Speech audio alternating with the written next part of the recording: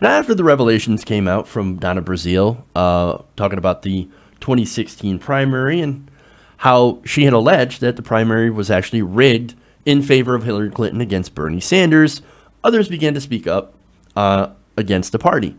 One of them was Elizabeth Warren. Now, she had told Jake Tapper in response to a question that she believed the Democratic Party, the primary was rigged. In fact, I have that video that I'm going to show you, and let's take a look. We learned today from former Democratic National Committee Chairwoman Donna Brazile that the Clinton campaign, in her view, did rig the presidential nominating process by entering into an agreement to control day-to-day operations at the DNC. The Clinton campaign controlling the party's staffing, strategy, finances, communications, and that agreement was entered into in August 2015, a year before she defeated Senator Bernie Sanders. This must shock you. Look, this is a real problem.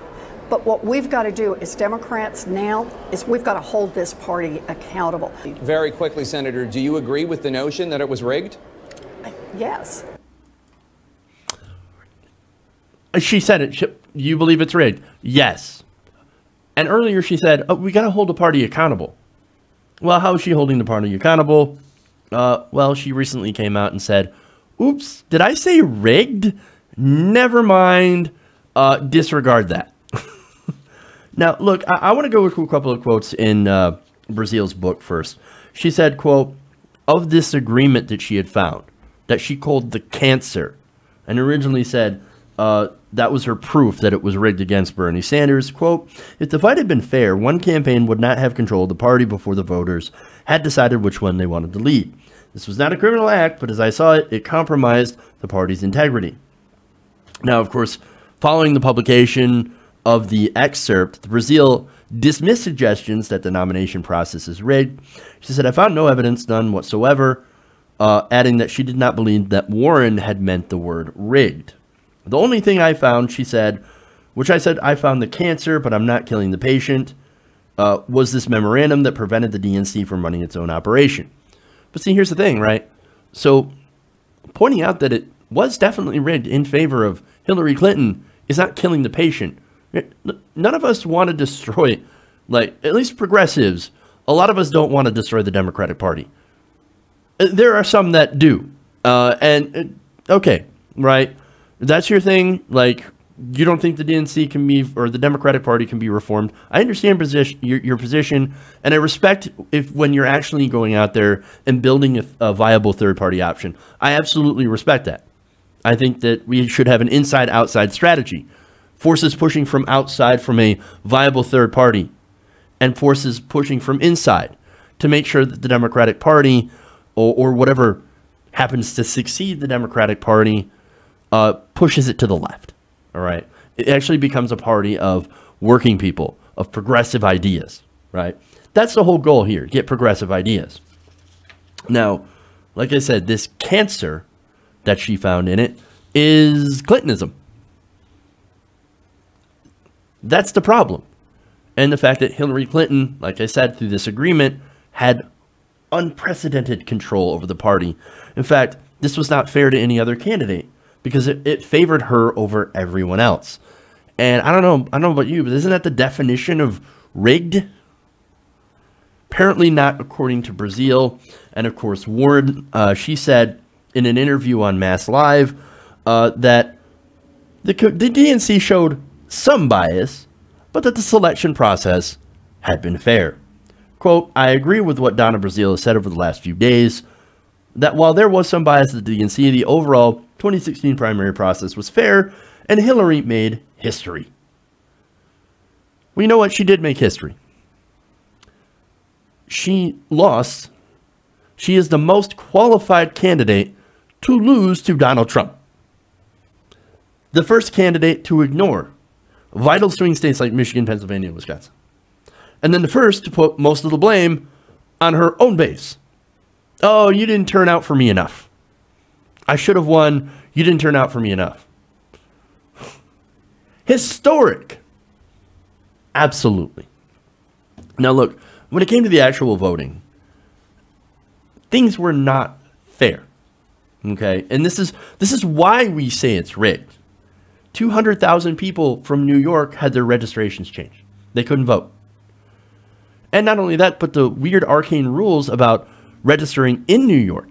You had to be registered a year before the election. That's insane. That is definitely setting up an unfair situation where independents cannot vote, or people who want to register as Democrats and hadn't voted before don't have the chance to do so. And nobody knew who Bernie Sanders was a year before the election. And people in New York, the people in control of the process in New York were like, we don't care. No, we're going to make this restrictive as possible. Why would you ever want to restrict votes and restrict registration?